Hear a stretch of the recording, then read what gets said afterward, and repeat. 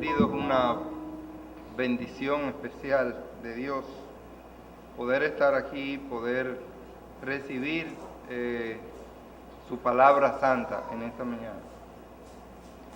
Al hablar sobre este tema de lo que es limpia conciencia, nosotros tenemos una idea, pero realmente cuando nos toca profundizar a la luz de la palabra de Dios, nos damos cuenta que todavía nos falta.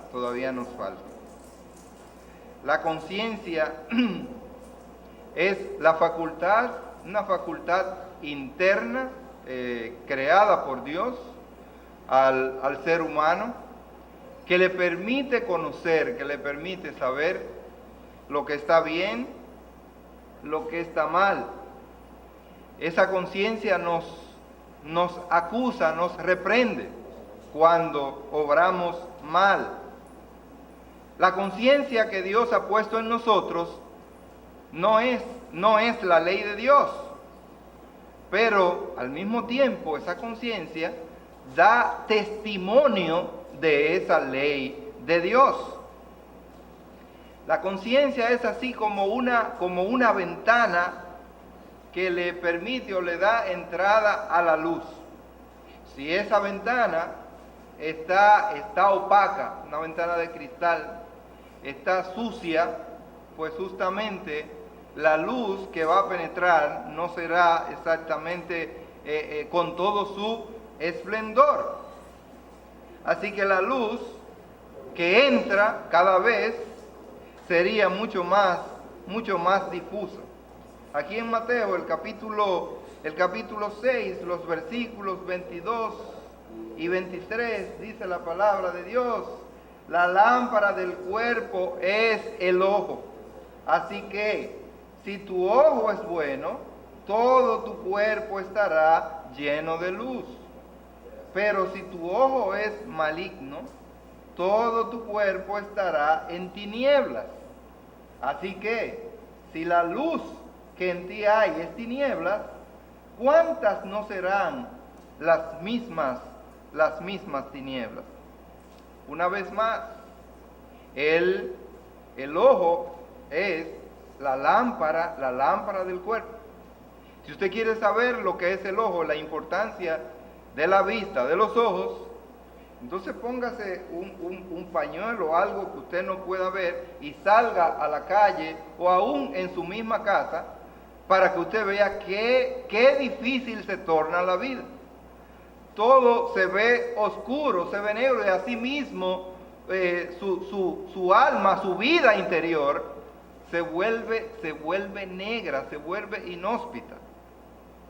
Pablo usó la palabra conciencia, la usó 23 veces en sus cartas y ministerio de predicación que nos relata justamente el libro de los Hechos, y aduce aquí, habla acerca de esa conciencia, y fíjese cómo se refiere el apóstol Pablo a ella en el versículo 16 del capítulo 24 de los Hechos. Dice: y por esto procuro tener siempre una conciencia sin ofensa ante Dios y ante los hombres. Una conciencia sin ofensa ante Dios y ante los hombres. La buena conciencia produce justamente un carácter íntegro y un carácter sin duplicidad. Un único carácter. Por eso en la lectura que tuvimos, Pablo enfatiza y habla del sí y habla de el no. Y dice que el cristiano no puede ser alguien de sí y no. Nosotros jugamos, relajamos con alguien, un amigo nuestro que le gusta decir sí, pero no. Sí, pero no. Entonces alguien le dijo: bueno, sí es sí, pero no me diga que no, una de las dos. Y encontramos gente que juega con esas palabras, y usted nunca sabe cuál es realmente su posición. En el caso del cristiano, debe ser sí o debe ser no.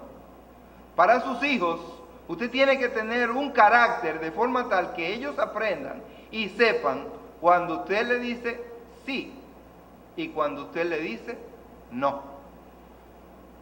Tuve que aprender esa palabra. La palabra no, yo aprendí muy rápido la palabra sí. Contrario a los niños, que la primera que aprenden es no. ¿Tú quieres? No. ¿Tú quieres? No, no. Dicen muchos no. Pero en mi caso yo siempre decía sí. Y sí, no encontraba hasta que una vez cometí un error. Entonces mi pastor me dijo, bueno, para que usted aprenda, yo le voy a escribir una palabra que usted va a tener que aprenderse. Y me escribió la palabra no. Entrar en la Biblia, ahí donde usted lee, cada vez que usted va a encontrar la palabra. Y la ve ahí y se acuerda de ella. Para que aprenda a decir no cuando hay que decir no. Al único que no se le dice que no es a Cristo. Por eso a Cristo hay que decirle siempre sí. Porque todo lo que Cristo nos pide es para nuestro bien. Y eso va a evidenciar el nivel de obediencia del Hijo de Dios. Antes que entremos en detalles sobre las situaciones que se estaban dando aquí en esta iglesia y justamente las razones por las que el apóstol Pablo escribe esta carta y dice todo lo que él le expresó y le enseñó y le instruyó a los corintios, vamos nosotros a tener un momentito de oración. Padre celestial, Padre bueno, gracias te damos porque nos has traído aquí en esta mañana. Y ahora, Señor, que nos exponemos ante nuestros hermanos, nos exponemos, Señor, ante el mundo. Te pedimos que tú nos guíes por tu palabra. Que tú, Señor, hables a través de nosotros.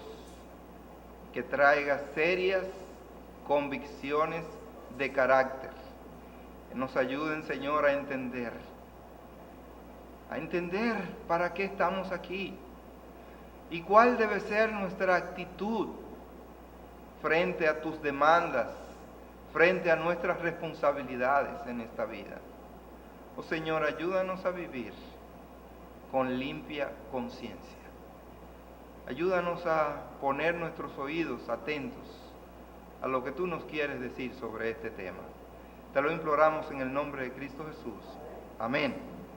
Bien, lo primero que vamos a ver es la razón por la cual el apóstol Pablo, aquí en Primera a los Corintios, donde tuvimos la lectura en esta mañana, recuérdense en el capítulo 1, los versículos del 12 al 24, las razones por las que él escribe todo esto que escribió. En primer lugar, vamos a ver cuáles eran las acusaciones que había en contra del apóstol Pablo. Nosotros también somos muchas veces acusados injustamente, indebidamente. Los hermanos somos acusados por los impíos, somos acusados por Satanás. Es más, dice la Biblia que Él nos acusa delante de Dios de día y de noche. Pero también a veces recibimos acusaciones de parte de nuestros hermanos. ¿Cuáles eran esas acusaciones? Bueno, Pablo había prometido ya hacer 2 visitas a Corintio. Una en su camino a Macedonia y la otra visita en su camino de regreso para continuar su viaje a Jerusalén. Aquí en el versículo 16, en el capítulo 16, los versículos 2 en adelante dice: cada primer día de la semana cada uno de vosotros ponga aparte algo según haya prosperado, guardándolo para que cuando yo llegue no se recojan entonces ofrendas. Y cuando haya llegado a quienes hubierais designado por carta, a estos enviaré para que lleven vuestro donativo a Jerusalén. Y si fuere propio que yo también vaya, irán conmigo. Iré a vosotros cuando haya pasado por Macedonia, pues por Macedonia tengo que pasar. Y podrá ser que me quede con vosotros, o aún pase el invierno, para que vosotros me encaminéis a donde haya de ir, porque no quiero veros ahora de paso, pues espero estar con vosotros algún tiempo, si el Señor lo permite, pero estaré en Éfeso hasta Pentecostés. Bueno, ese era el proyecto, por decirlo así, del apóstol Pablo. Sin embargo, ese plan, lamentablemente, que él tenía, tuvo que ser abandonado. Y no hay una cosa que defraude más a un público, a una gente, cuando se ha creado una gran expectativa con relación a una actividad, con relación a la presencia, a la visita de alguien distinguido, que finalmente diga, mire, yo no voy a poder ir. Nosotros preparamos todo aquí, tenemos una campaña con el hermano fulano de tal, que viene el día tal, y esto va a ser, y todo, y lo programamos, y comenzamos a trabajar, y de repente nos llaman, mira, vamos a hacerlo después, en otra ocasión, porque yo no me acordaba que tenía otro compromiso. No hay una cosa que frustre más, ¿verdad?, a cualquiera que eso, o que usted esté esperando una visita, haya preparado comida, óyeme todo, esté listo, y de repente, mira fulano, yo no voy a poder ir hoy, y toda esa comida, y todo lo que usted ha hecho, y la expectativa, y el deseo, de manera que realmente eso produce cierto nivel de frustración. Aquí en el versículo 23 del capítulo 1 dice, pero nosotros predicamos a Cristo crucificado, para los judíos ciertamente tropezadero, y para los gentiles locura. No, estamos en el capítulo, en primera a los Corintios, y es justamente en segunda a los Corintios, el versículo 23. Dice, mas yo invoco a Dios por testigo sobre mi alma, que por ser indulgente con vosotros, no he pasado todavía a Corinto. Ahora, ¿cuál era la acusación que ellos tenían contra el apóstol Pablo? ¿De qué le acusaban? Si nosotros vemos el versículo 12 de este capítulo 1, dice, porque nuestra gloria es esta, el testimonio de nuestra conciencia, que con sencillez y sinceridad de Dios, no con sabiduría humana, sino con la gracia de Dios, nos hemos conducido en el mundo, y mucho más con vosotros. A él lo acusaban de seguir lo que es la sabiduría humana. Y realmente, a veces, la sabiduría humana, el conocimiento humano, realmente que nos emociona. Cuando usted oye un erudito, una persona disertar sobre algún aspecto, un tema científico, algo en la vida, óyeme, cualquiera se queda allí escuchándolo, oyéndolo. Hay dos personas que tienen un programa hace mucho tiempo, los sábados en la tarde, y ellos hablan de filosofía y del pensamiento de todos estos grandes filósofos y muchas cosas ahí.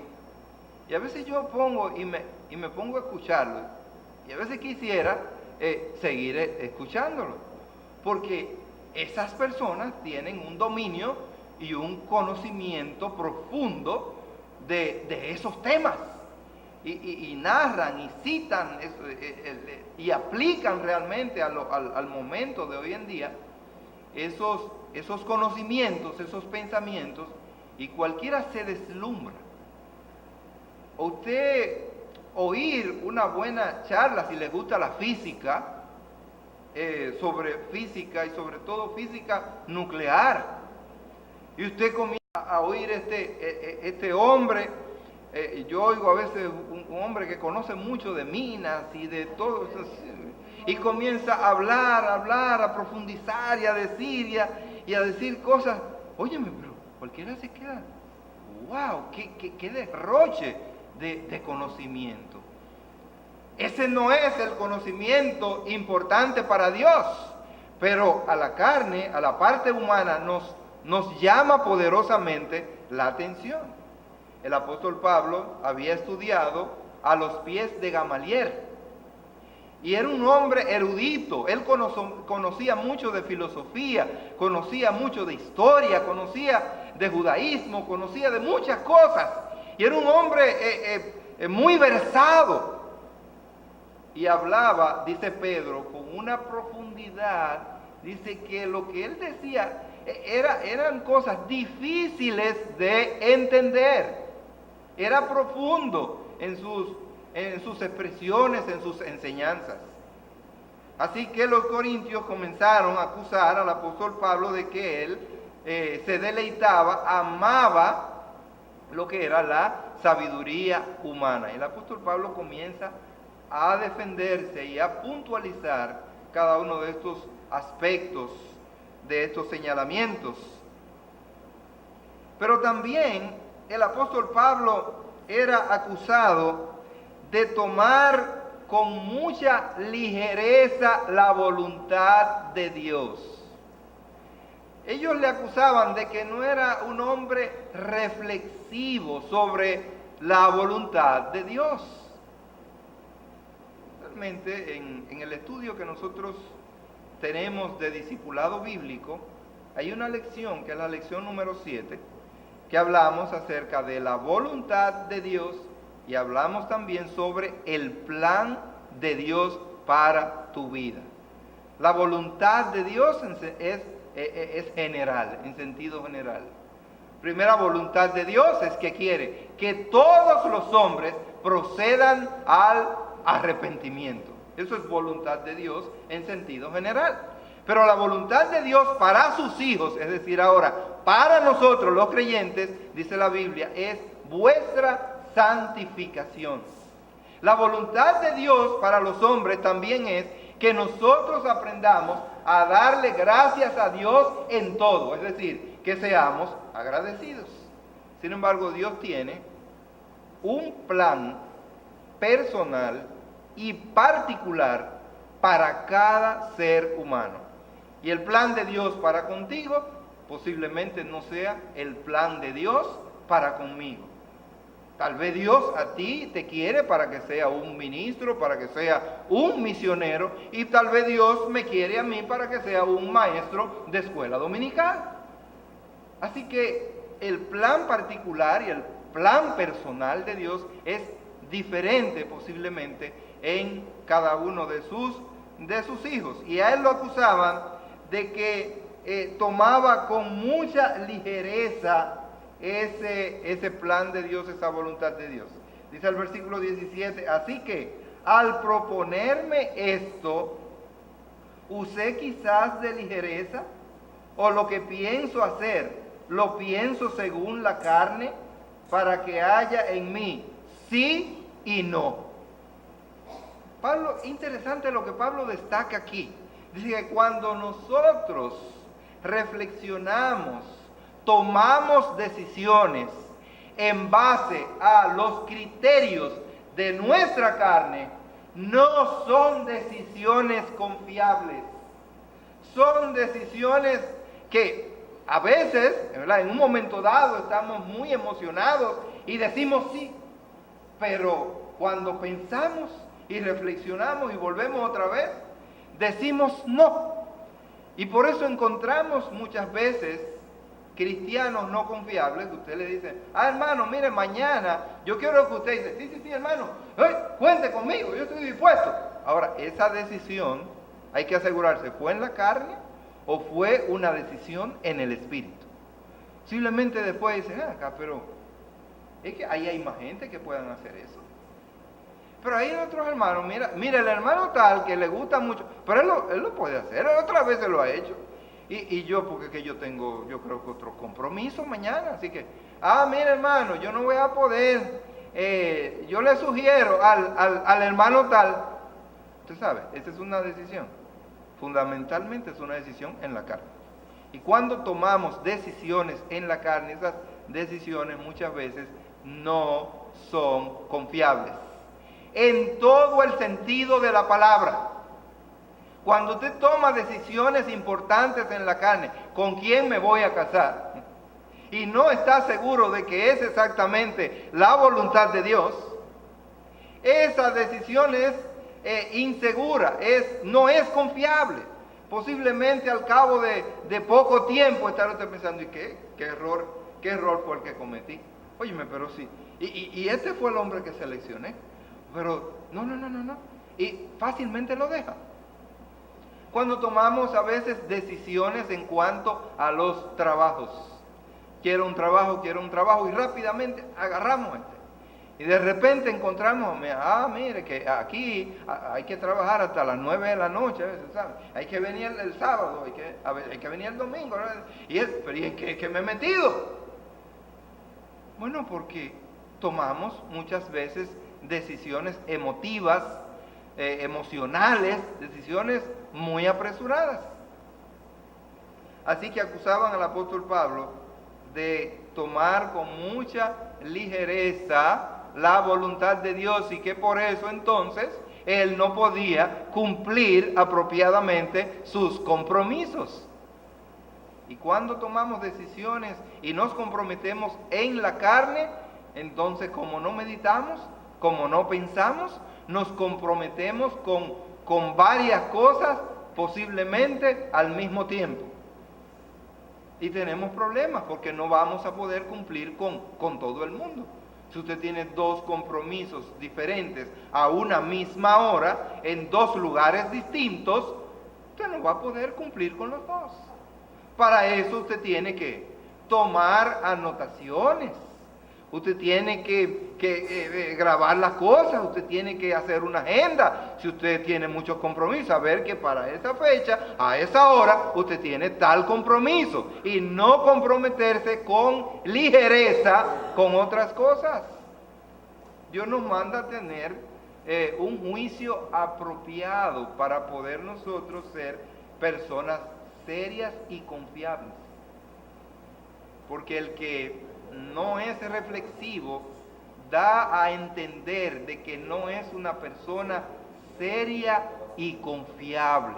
Por eso tenemos que ser organizados. Y era parte de estas acusaciones, un hombre como el apóstol Pablo, un hombre sacrificado para el Señor, que había ofrendado prácticamente su vida. Otra de las acusaciones es que él hacía planes solo para complacerse consigo mismo. Es decir, que eran cosas que a él les convenía o que le traían mucho reconocimiento, mucha fama. Es como alguien que, fulano, hermano, yo le estoy invitando porque yo tengo una campaña en mi iglesia, una iglesita pequeña donde asisten posiblemente 10 o 12 personas. Y entonces, yo voy a ver, hermano, pero yo creo que yo creo que no voy a poder. Pero lo llama otro y le dice, fulano, mira, te estoy invitando porque tenemos una campaña en Los Ángeles abierta donde van a asistir más de 300,000 personas, 200,000 personas. Así que tú vas a tener los mensajes centrales durante esos 2 días. Y entonces, sí, déjame ver. No, sí, yo voy, sí, estoy disponible. Como que dependía de cuánto le conviniera a su ego o a sus intereses personales. Hermano, el cristiano no puede actuar en base a su ego o en base a sus expectativas personales, sino vivir y actuar en función de la voluntad de Dios, donde Dios te necesita, donde Dios quiere que tú estés, qué Dios quiere que tú hagas. Así que entonces era acusado por ello. Decían que cuando Pablo decía algo, en realidad quería decir otra cosa. De estas personas que dicen una cosa, pero ellas están pensando otra distinta. Y que posiblemente cuando dicen algo, usted está entendiendo qué es eso, pero ellos no quieren decir eso, sino todo lo contrario. Y estas personas no son confiables en lo que dicen.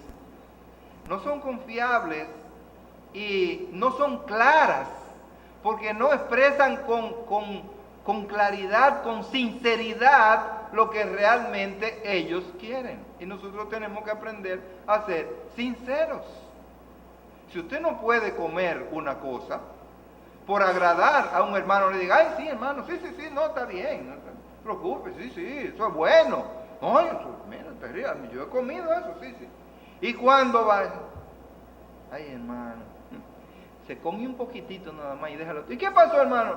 No, que ya no quiero más. No sea sincero, yo no, hermano, ese alimento, eso me hace daño. Y yo no puedo comerlo. Tiene que ser sincero con el otro, no mostrarse exactamente transparente. Ahora, eso no quiere decir que usted sea tan áspero y tan descortés. Hay que tener el equilibrio. A veces, por ser sinceros, entonces nos convertimos en personas ásperas y descorteses. En la palabra de Dios sí, debemos ser sinceros y decir las cosas exactamente con claridad, pero también tenemos que aprender a tratar con la conciencia del otro, como dice Pablo, que a veces los otros tienen una conciencia débil y se ofenden de cualquier cosa y muy rápidamente. Y el cristiano tiene que ser sabio, tiene que ser avisado para poderse manejar con las diferentes conductas y el carácter de la gente. ¿Qué es lo que usted quiere decir cuando dice algo? ¿Es exactamente eso? ¿O usted está tratando de decir otra cosa? ¿Es usted de los que cuando dice algo son confiables, son personas que se puede creer exactamente en lo que usted dice? ¿O es una persona? Yo estaba hablando con un hermano en una ocasión, y él renta, tiene casas, tiene apartamentos, tiene muchos. Entonces él los renta y una persona lo llama por teléfono. Fulano, yo necesito no sé si usted tiene disponible un apartamento o algo, una casa. Ok. Yo tenía uno, pero anoche se mudó un nuevo inquilino, así que ahora mismo en el momento no tengo. Pero yo le voy a rogar, pero que me ayude o me tome en cuenta, por si acaso, ¿usted sabe mi teléfono? Sí.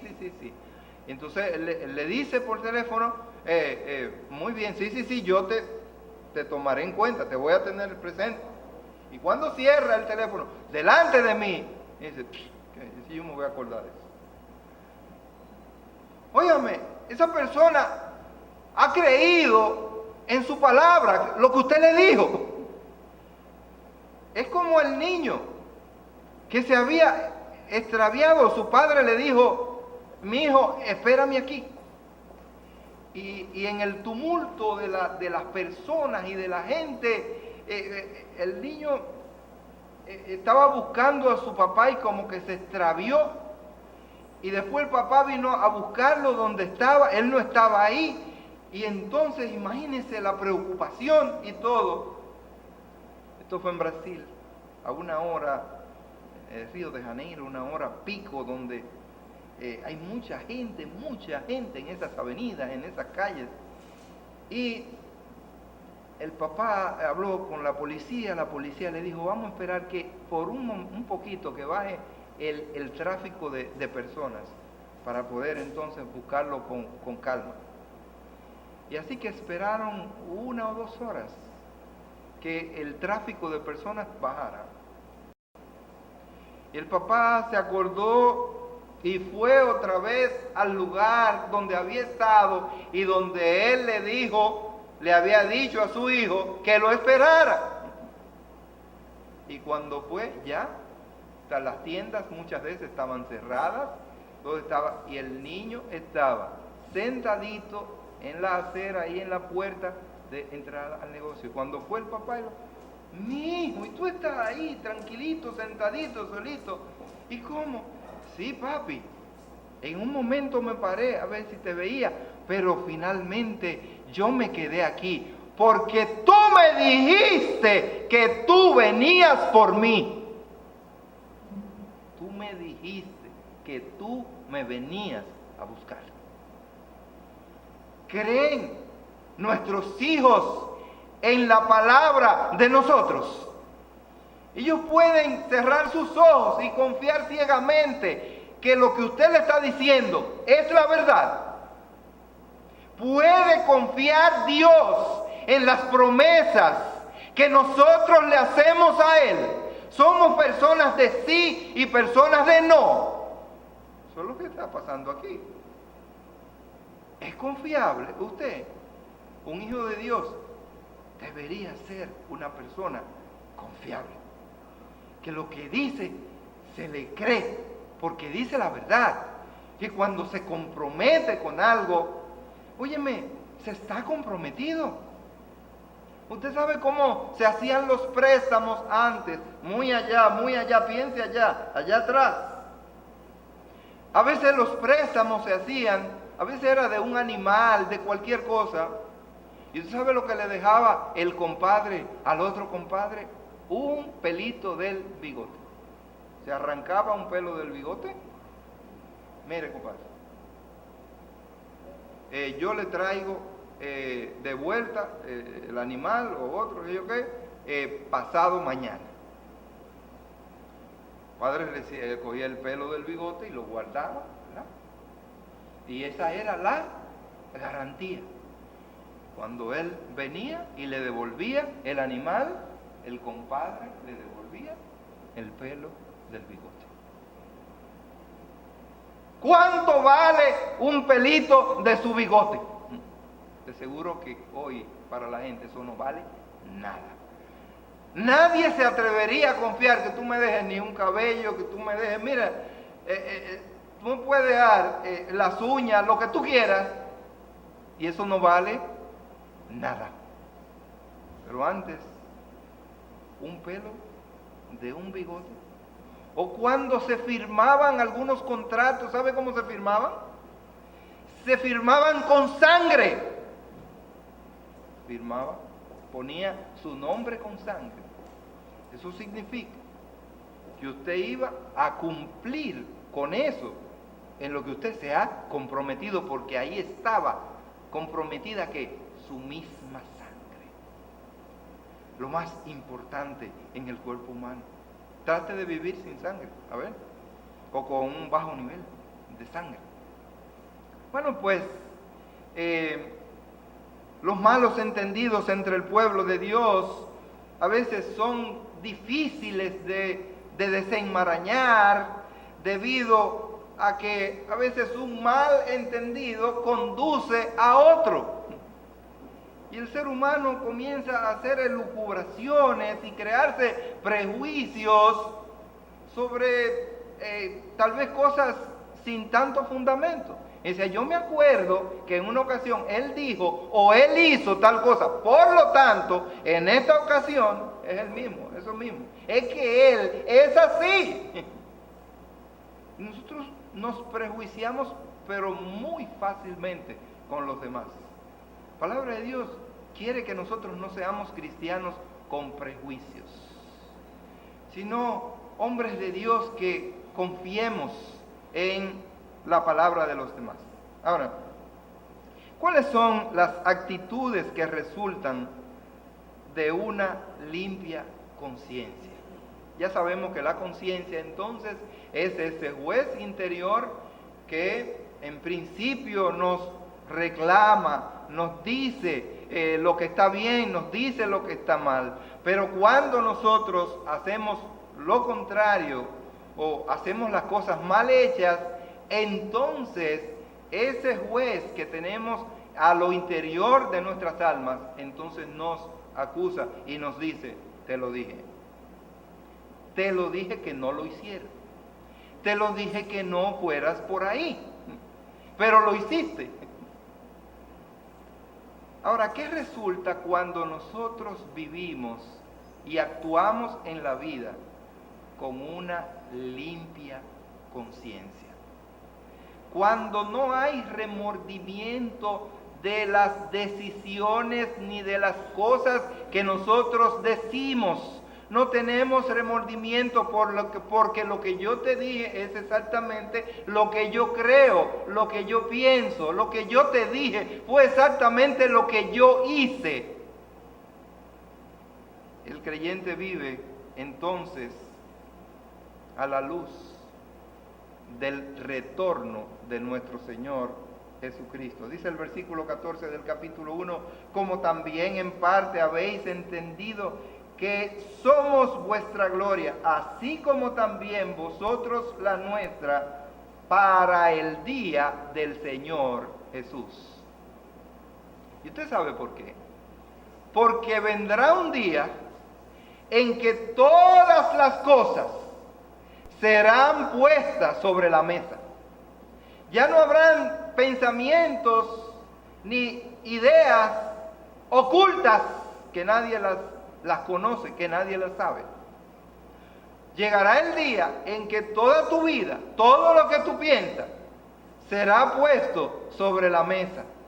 La Biblia dice que nosotros le tendremos que dar cuenta a Dios de todo lo que hayamos hecho o pensado, sea bueno o sea malo. Tendrás que darle un día cuenta a Dios. A los hombres nos puede engañar. A los hombres nos puede decir una cosa por la otra. Pero a Dios tendrás que decirle exactamente las cosas como son. Porque Él sí las sabe. Él sí conoce tu corazón. Así que cuando nosotros vivimos con una limpia conciencia, vivimos a la luz de las expectativas de ese día, cuando nos encontremos con nuestro Dios, cuando estemos frente a Jesucristo, ya todo habrá sido justamente perdonado, ya todo habrá sido olvidado, y dice la Biblia que nosotros seremos transformados en gloria. Si en este mundo tú has cometido un error, un pecado contra Dios, pero tú has estado, el Espíritu Santo de Dios te produjo convicción y tú fuiste a Él, tú fuiste a Dios en arrepentimiento y fe. La Biblia dice que eso ya no cuenta. Eso no será objeto de juicio. ¿Por qué? Porque tú fuiste sincero ante Dios.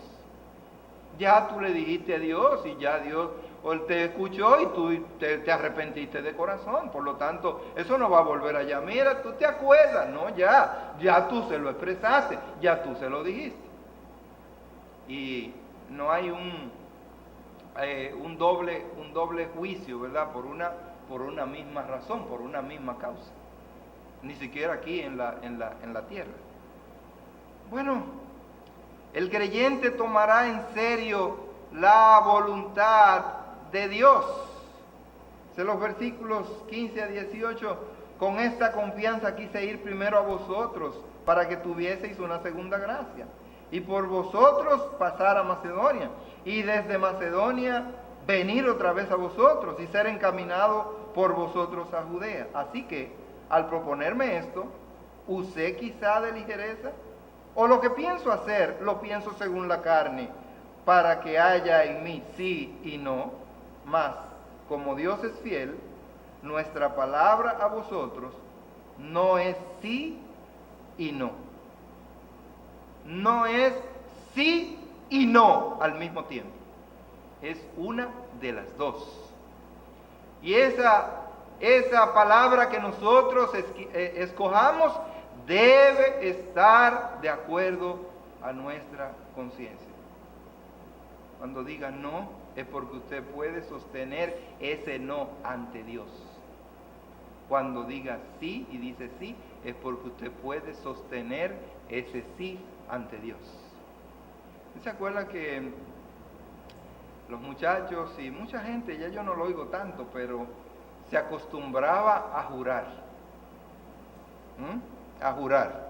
Y eso era algo, déjenme decirle, de años y años y siglos atrás. La gente acostumbraba a jurar.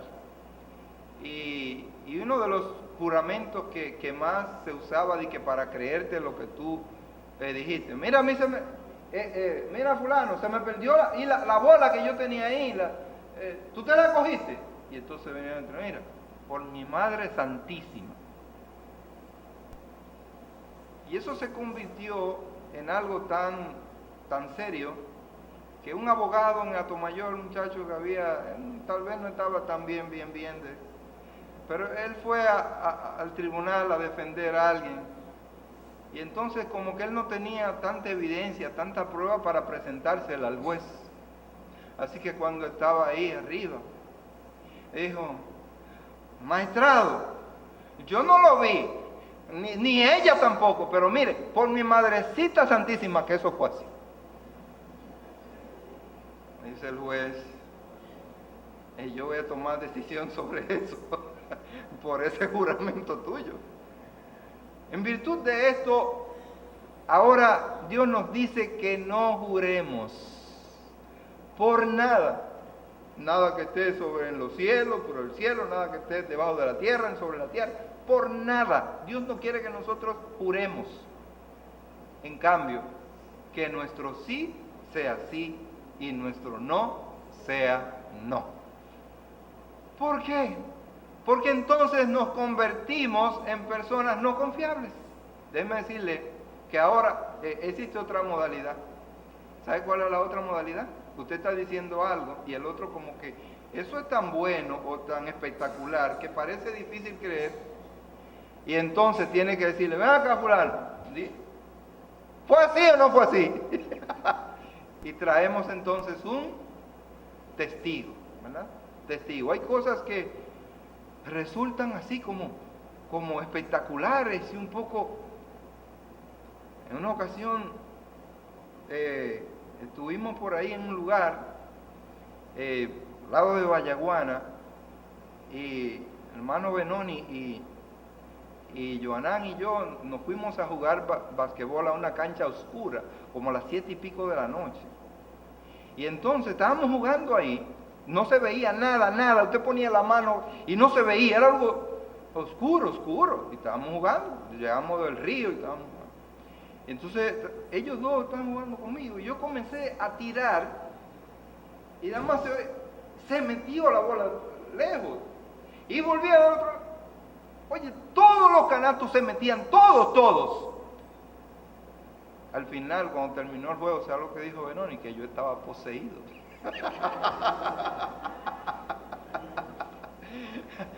Óyeme, ¿por qué? Y cuando nosotros vamos, si yo quiero hacer valer eso, yo tengo que decirle a él, ¿fue así o no fue así? Bueno, porque hay cosas que son increíbles, ¿verdad? Increíbles, porque ni siquiera con luz, ni siquiera con luz. Ahora imagínese usted a oscuras. Otra cosa increíble, y yo tengo siempre que buscar a Betty, y ¿te acuerdas? Era una vez que yo estaba en su casa y comenzó a irse la luz y yo estaba sentado. Ella sabía y la abuela sabían ellos que mi mamá leía Taza y Baraja, ¿verdad? Así que yo tenía una vena, algo de eso. Así que yo estaba sentado y la luz, digo yo, se va a ir la luz, ¡fu! Y se fue la luz. Y digo, no, pero no se preocupen, que va a volver. Volvió otra vez. Y estábamos sentados, pero se va a volver a ir, casi ya. ¡Fu! Y se fue.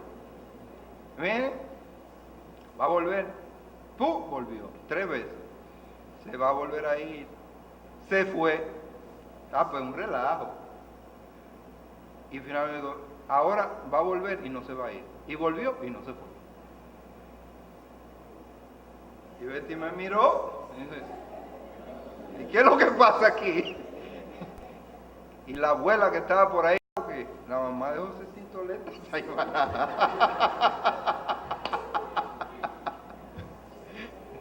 Y sobre todo con una historia de una vez que apareció mi mamá, como le gustaban como esas cosas, ¿sabes? Yo siendo un niño le seguí la corriente y me levanté un día tempranito y mijo, ¿dónde tú vas? No sé. Ya yo había el día anterior, a la entrada de la puerta de la casa, hecho un hoyito y he puesto un tabaco que me encontré en el colmado con un alfiler y una cinta roja que encontré ahí, y la metí ahí en una fundita plástica y la metí ahí abajo, debajo de una piedra. Así que al otro día, a las 6 de la mañana, yo me levanto a las 6 sin hablar, así, chacho, ¿dónde tú vas? Y salí, abrí la puerta y ¿dónde ves ese muchacho? Entonces mi mamá me vio cuando yo estaba abriendo, quité la piedra y saqué la cosa. Muchacho, mira, suelta eso, mira. Y entonces ya comenzó a regárselo a toda la familia. Que yo había sacado una cosa y la cosa, eso fue algo, y todo el mundo comenzó a creer y wow, y ya yo me estaba convirtiendo en alguien con poderes sobrenaturales. Y no me valió decirle que no. Nada ellos creían. Y entonces, eso sí fue verdad. Pero mire, y no había forma. No, que él, no, ese muchacho tiene una luz. Ese muchacho tiene una luz. Tengo la luz de Cristo. Esa es la luz que tengo. Así que con todos esos antecedentes, cualquiera podría pensar que se va la luz, vuelve la luz, es porque yo tengo algún misterio, un poder, que, oye, me puedo adivinar esa cosa. Hermano, pura coincidencia. Pura coincidencia.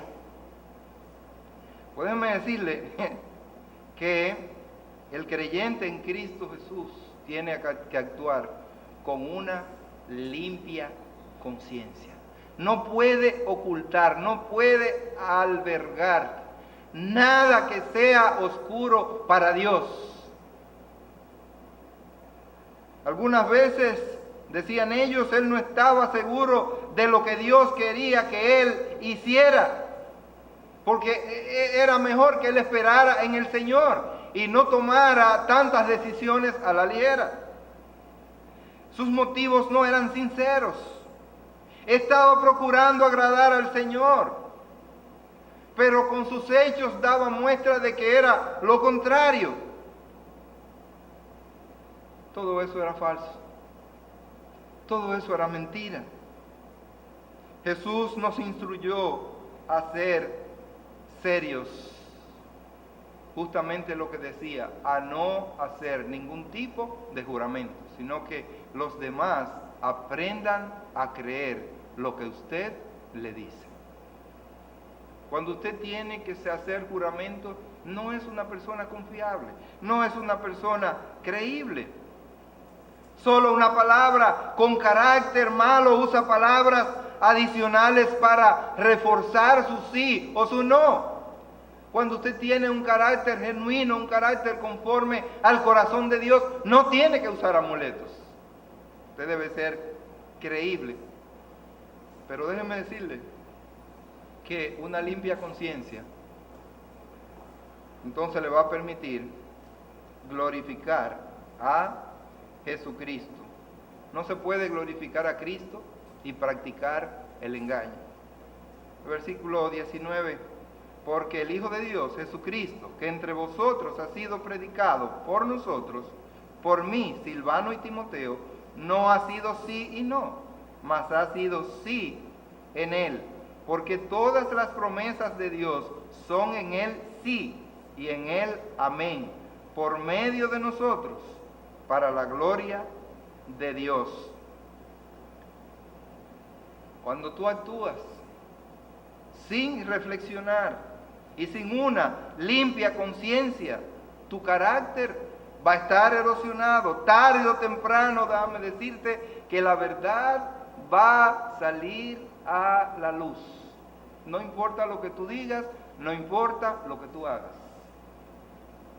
Mira, Satanás produce engaños, nos engaña a veces y nos dice, mira, déjame decirte que eso no lo va a saber nadie. Mira, eso que vamos a hacer, o eso que tú vas a hacer, eso no lo va a saber nadie. Me parece a lo que hizo Moisés cuando mató al egipcio. Cuando él mató al egipcio, él pensó que nadie lo había visto. Lo agarró, lo ahorcó y fue y lo enterró, dice la Biblia, en la arena. Ahora usted sabe lo que pasó, que había un mirón allá que usted, y lo vio. Y después, cuando Moisés estaba garateando con otro allí, y le dice él, ven acá, ¿tú crees que tú me vas a hacer a mí lo que tú le hiciste al egipcio, que lo mataste y lo enterraste en la arena? Y a partir de ese momento dice Moisés, me tengo que ir porque me descubrieron. ¿Y cómo se supo esto? El rey había dado la orden de perseguir y matar a Moisés. Y Moisés tuvo que salir corriendo del palacio y de todo eso e irse para el desierto, huyendo. Él pensaba que eso no se sabía. Ya todo el mundo lo sabía. Porque ¿qué hace el diablo?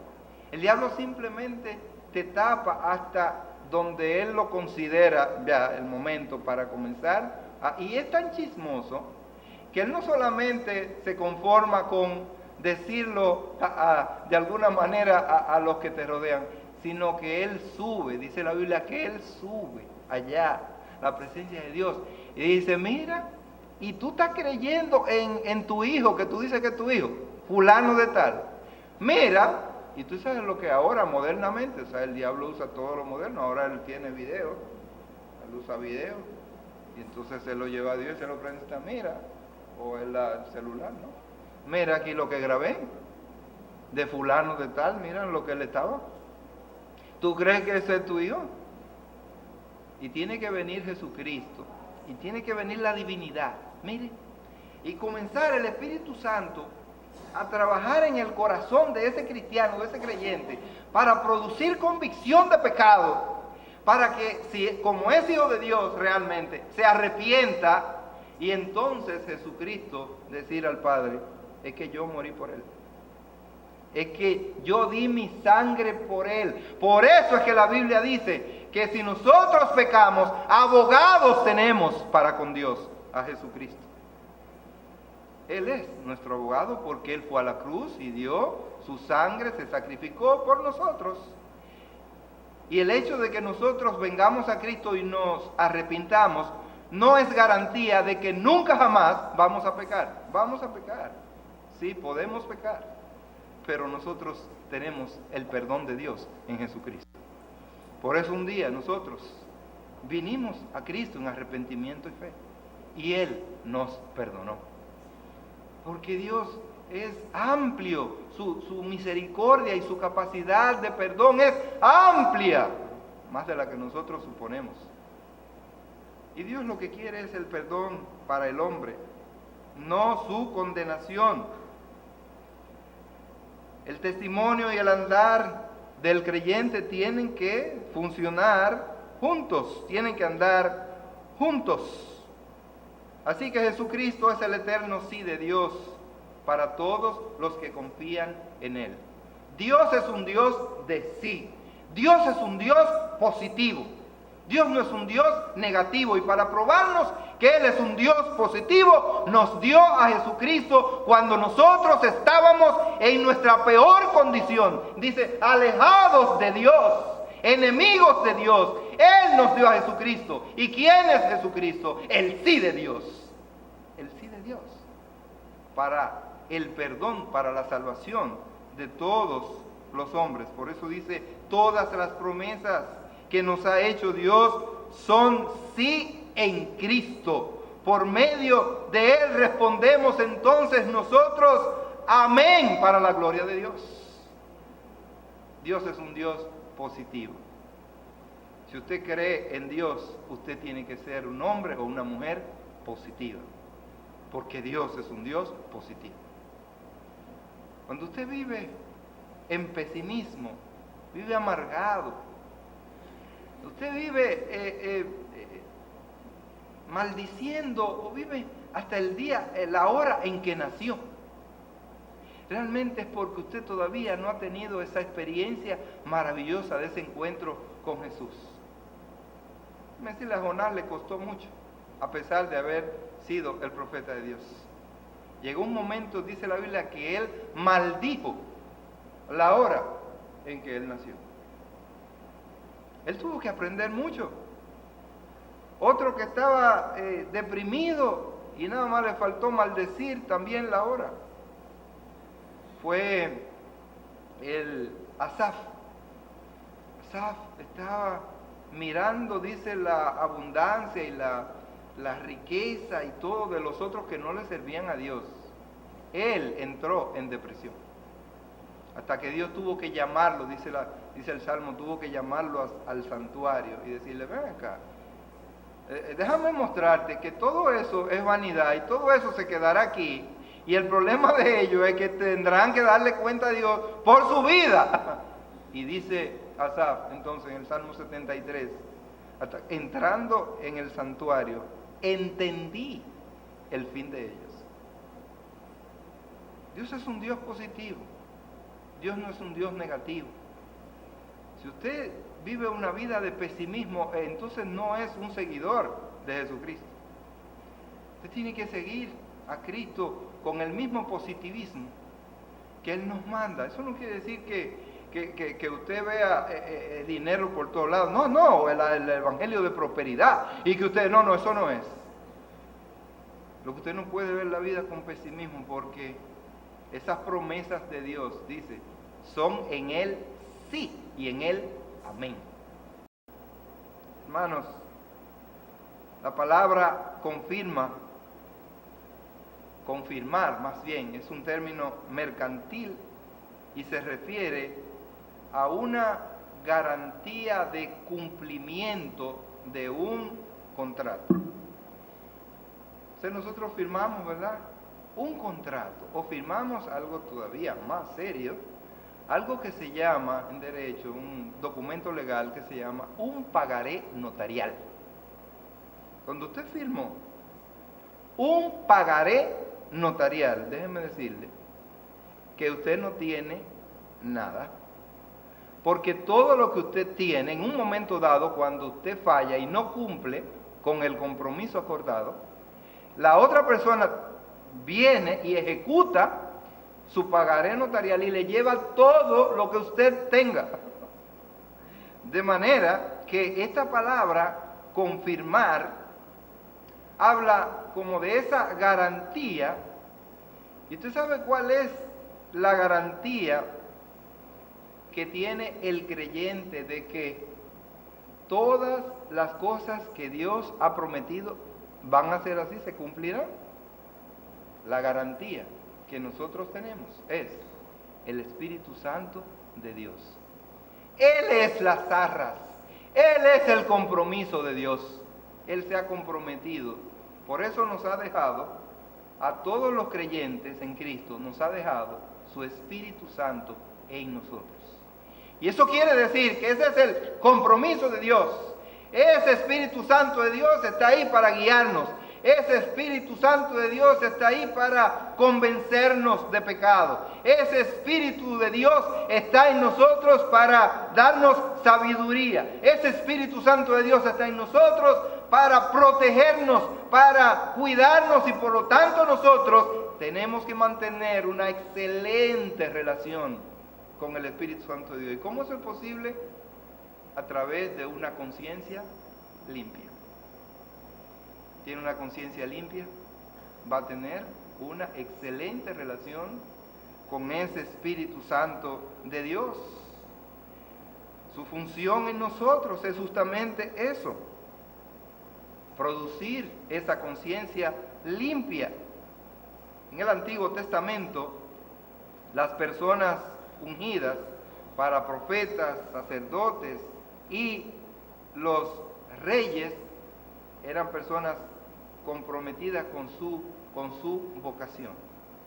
Cuando usted se hacía, o Dios le hacía, un profeta de Dios, era alguien que estaba comprometido con el mensaje de Dios.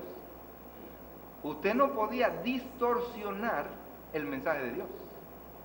Porque si ese mensaje venía de Dios, supuestamente de Dios, y no se cumplía, usted tendría que ser muerto. Porque usted dijo una cosa que no era verdad. Lo mismo el sacerdote. Cuando el sacerdote no se comportaba al nivel y según las normas y los estándares que Dios esperaba, ese sacerdote era eliminado, era muerto. ¿Sabe lo que le pasó a Elí, verdad? Elí, el sumo sacerdote, por no tener sus hijos en sujeción, que también eran sacerdotes. ¿Sabe lo que hizo Dios? Se lo llevó a los 2 hijos y finalmente se lo llevó a él. Usted se compromete con Dios, hace un compromiso con Dios, usted tiene que serle fiel a Dios. Igualmente, reyes. Esos reyes, cuando Dios le daba la oportunidad de gobernar, y hacían todo lo contrario a lo que se habían comprometido con Dios, ¿sabe lo que Dios hacía? O Dios lo mataba, o Dios los eliminaba. El mejor de los casos, hermano, es Salomón. Él le prometió a Dios que, Señor, yo lo que necesito de ti, vamos a ver, yo necesito de ti que me des sabiduría, porque tengo poca edad, así que necesito sabiduría. Y Dios le dijo, ok, sí, veo en tu corazón que tú quieres hacerlo bien para la gloria mía y para el pueblo de Dios. Así que no solamente te voy a dar sabiduría, yo te voy a dar también fama, yo te voy a dar también riquezas, te voy a dar dinero. Lo vas a tener todo, Salomón. ¿Y tú sabes lo que comenzó a hacer Salomón? Comenzó a gobernar. Y dice, ven acá, pero yo no, ven acá, y soy yo. Pero soy yo mismo. Y yo tengo tanto poder. Hay gente que no sabe, mira, hay gente que no sabe el poder que tiene en un momento dado, y a veces es mejor que no lo sepa. Y cuando despierta y sabe todo el poder, mire, es bueno que los esposos conozcan la responsabilidad y el poder que Dios le da después que viene a Cristo. Porque si un hombre fuera de Jesucristo, él se entera de cuál es el poder y la responsabilidad que Dios lo da, ¿tú sabes lo que hace? Masacrar a la mujer. Sí, porque cuando la Biblia dice que el hombre es la cabeza del hogar, es el responsable, es la parte principal, digamos así. Y ese hombre impío dice, tú, hasta Dios lo dice. No, pero espérate, déjame decirte que eso no es todo. Tú tienes otra responsabilidad. Y la otra responsabilidad es amar a tu mujer, oye, amarla, cuidarla, protegerla como vaso más frágil. Entonces, eso del machismo y esa arbitrariedad no aplica para un cristiano, para un hijo de Dios. Así que cuando la persona que no está en los caminos del Señor despierta y ve que Él tiene todo el poder, eso pasó con Salomón. Salomón, ¿cómo? Mira, tráeme esa. Y traía una mujer de allá, de Ciudad dónde, de toda la parte, dice, todas esas naciones paganas vecinas. Y ellas venían con un compromiso, porque el diablo le ponía, ok, yo lo que quiero que tú le pidas, en primer lugar, no es ni siquiera tanto dinero, no, que te construya un lugar de adoración para tu Dios. Ese era el punto, porque el diablo lo que quería era destruir el reinado y la misma vida de Salomón, quien se había comprometido con Dios, y Dios que le había sido tan bueno a él. ¿Sabe qué le hacía? A cada una de ellas le construía un lugar de adoración para su Dios falso, y a veces iba él también con ellas. Y Dios dice, no, yo no puedo soportar esto. ¿Sabe qué hizo? Lo eliminó y dividió el reino en 2. Lo sacó. Y Salomón terminó de una manera desastrosa. Oiga, después de ser el rey más sabio y el hombre más sabio, terminó de una manera desastrosa su reinado. A veces encontramos gente que se prepara, ¿no? Que estudió en la universidad de que sé yo dónde, en Columbia, en Oxford, y se prepara. Pues, usted está preparado para ser mejor presidente. Empieza a gobernar, tal vez lo hace peor que un campesino, pero tal vez una persona que tiene un corazón inclinado a la obediencia a Dios. Por lo tanto, mis hermanos, la función del Espíritu Santo es justamente prepararnos, consagrarnos, en otras palabras, es ungirnos para el servicio a Dios. Si usted es un creyente en Cristo Jesús, déjeme decirle, usted es un ungido de Dios. Usted es alguien que Dios ha preparado para el servicio a Dios. Usted no cumple con su vocación, con su responsabilidad por tener una conciencia. La conciencia se puede dañar de muchas maneras. La Biblia dice que nosotros a veces tenemos una mala conciencia, tenemos también a veces una conciencia cauterizada. ¿Sí? Con una conciencia cauterizada que ya le da lo mismo una cosa o la otra. Llega un momento en la vida de los hombres, Dios le da tantas oportunidades de escuchar el mensaje salvífico, el mensaje de salvación. Y tanto es el desprecio que entonces lo que se produce en él es una cauterización de su conciencia. ¿Qué significa eso? Ella oye y le da lo mismo. Y eso es peligroso. Cuando un tejido ya se cauteriza, usted no percibe, no siente, le cae algo caliente, le cae lo que sea y usted no siente eso, es un problema. Usted está a punto de perder ese órgano, perder la vida. ¿Por qué? Porque Dios nos ha puesto a nosotros ese sentir, ese percibir, y eso está ahí para que nosotros podamos distinguir cuando algo nos clava, cuando algo nos duele. Es como un sensor que nos advierte acerca de la realidad. Cuando la gente pierde esa capacidad, entonces ya no le queda nada más. Su conciencia cauterizada. ¿A causa de qué? A causa de su rebeldía, a causa de su desobediencia. Hermanos, Dios nos quiere salvar, Dios quiere que nosotros le sirvamos, Dios quiere hacer de nosotros personas con limpia conciencia. ¿Cuándo usted tiene limpia conciencia? Usted tiene limpia conciencia. ¿Cuándo?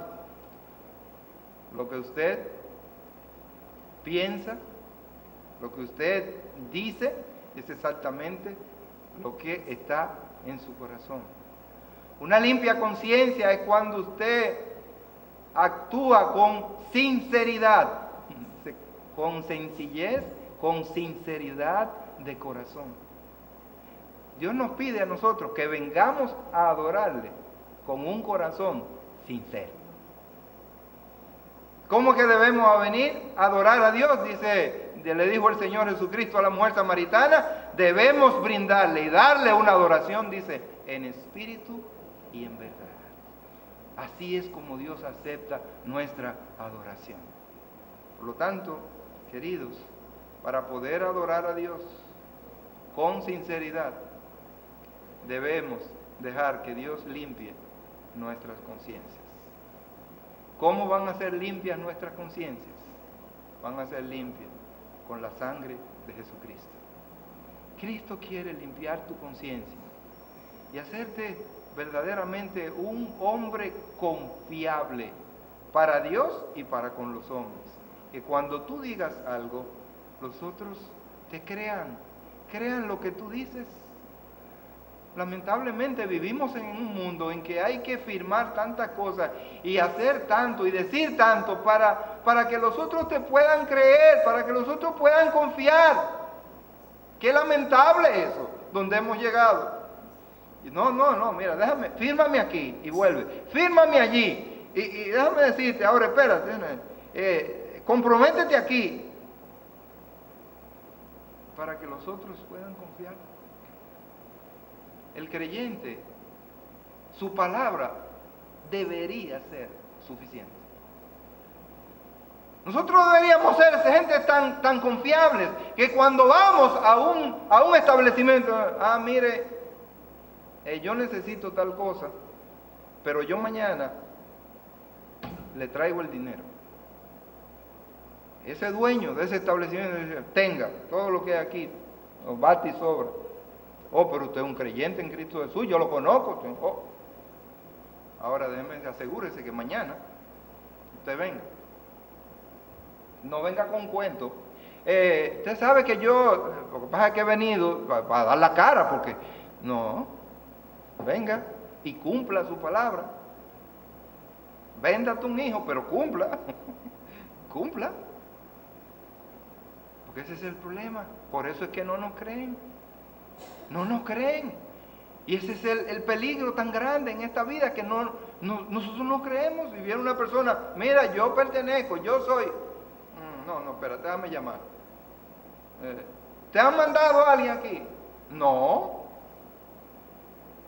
Porque de eso se trata. No hay.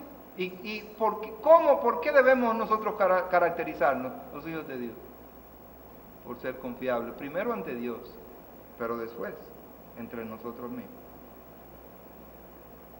Por eso, una vez alguien dijo que se le perdió algo aquí y después dijo se le perdió. Eso no es posible. Eso no es posible. Que se me perdió, que uno que eso no es posible. Y aquí se quedan cosas a veces, eso no es posible, me lo pongo aquí. Creyente en Cristo Jesús tiene que ser confiable, tiene que ser una persona íntegra, tiene que ser una persona honrada. Porque esa es la primera condición para vivir con limpia conciencia ante Dios. Padre Celestial, gracias te damos en esta mañana por habernos transmitido claramente tu palabra. Y ahora, Señor, te rogamos que tu Espíritu Santo haga esta obra profunda en cada corazón para limpiar nuestras conciencias de pecado. Yo, Señor, con la convicción de que un día estaremos en tu presencia y ya no simplemente hablaremos, sino que tú estarás consciente y sabrás todo nuestro pasado. Oh Señor, tú eres el Dios omnisciente. Ayúdanos a vivir a la luz de esta gran verdad.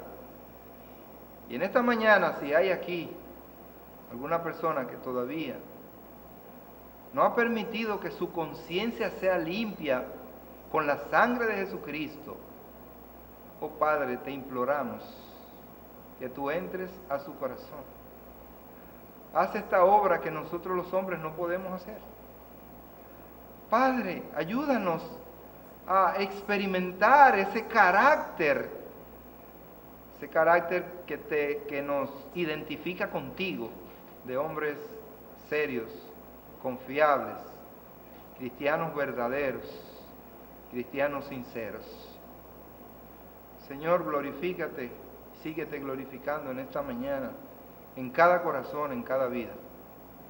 Que tu palabra sea el norte para salvación y también para santificación. Te lo imploramos en el nombre de Cristo Jesús. Amén.